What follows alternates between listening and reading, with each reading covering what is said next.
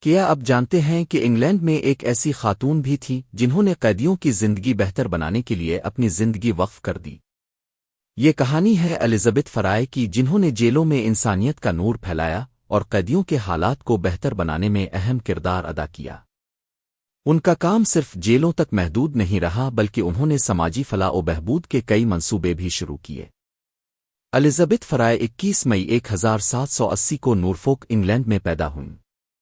ان کا تعلق ایک امیر کوئیکر خاندان سے تھا، جہاں خدمت کو خاص اہمیت دی جاتی تھی۔ انہیں بچپن سے ہی دوسروں کی مدد کرنے کا جذبہ وراثت میں ملا۔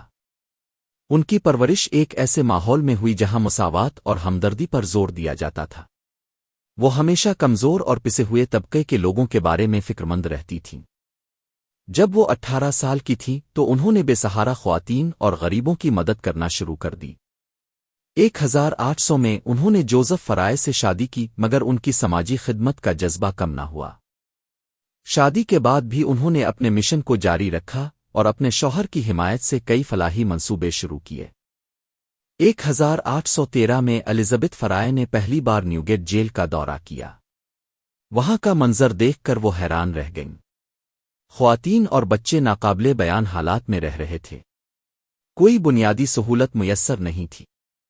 اسی لمحے انہوں نے فیصلہ کیا کہ وہ جیل اصلاحات کے لیے کام کریں گی۔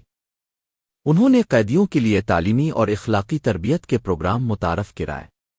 خواتین قیدیوں کو سلائی اور پڑھنے لکھنے کی تعلیم دی گئی۔ اس کے علاوہ انہوں نے حکومت پر دباؤ ڈالا کہ جیل کے قوانین کو انسان دوست بنایا جائے۔ الزبتھ فرائے نے قیدیوں کے ساتھ سلوک کو بہتر بنانے کے لیے اصول متعارف کرائے، جن میں صفائی، طبی سہولیات اور بہتر کھانے کی فراہمی شامل تھی۔ ان کے ان اصلاحات کے نتیجے میں قیدیوں کی زندگیوں میں نمایاں بہتری آئی۔ ان کی خدمات کو دیکھتے ہوئے حکومت نے جیل اصلاحات پر غور کرنا شروع کیا۔ وہ پہلی خاتون بنے جنہیں برطانوی پارلیمنٹ میں جیلوں کی اصلاحات پر بات کرنے کا موقع ملا۔ ان کی کاوشوں کا دائرہ انگلینڈ سے بڑھ کر یورپ اور امریکہ تک پھیل گیا۔ کئی ممالک نے ان کی تجاویز کو اپنایا اور جیل اصلاحات کو عملی شکل دی۔ الزبتھ فرائے کا کام صرف جیل اصلاحات تک محدود نہیں تھا۔ انہوں نے یتیموں، بے گھر افراد اور غریب خواتین کے لیے بھی کئی منصوبے متعارف کرائے۔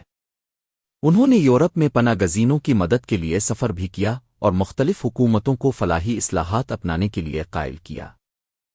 گی بھر دوسروں کی خدمت کرنے کے بعد الزبتھ فرائے 12 اکتوبر 1845 کو انتقال کر گئیں۔ ان کے کام کو آج بھی یاد رکھا جاتا ہے، یہاں تک کہ برطانوی کرنسی پر بھی ان کی تصویر شائع کی گئی۔ ان کے کام کی بدولت آج جیلوں میں انسانی حقوق کی پاسداری کی جاتی ہے اور قیدیوں کو تعلیم اور بحالی کے مواقع فراہم کیے جاتے ہیں۔ دنیا بھر میں ان کے نام سے کئی فلاحی ادارے قائم ہیں جو آج بھی محروم طبقات کی مدد کر رہے ہیں۔ الزبتھ فرائے کی کہانی ہمیں سکھاتی ہے کہ ایک شخص کی کوششیں دنیا بدل سکتی ہے۔ انہوں نے قیدیوں کو انسانیت کا درس دیا اور انہیں بہتر زندگی گزارنے کا موقع فراہم کیا۔ اگر آپ کو یہ ویڈیو پسند آئی ہو تو اسے لائک کریں، سبسکرائب کریں اور مزید متاثر کن شخصیات کی کہانیاں سننے کے لیے ہمارے ساتھ جاری رہیں۔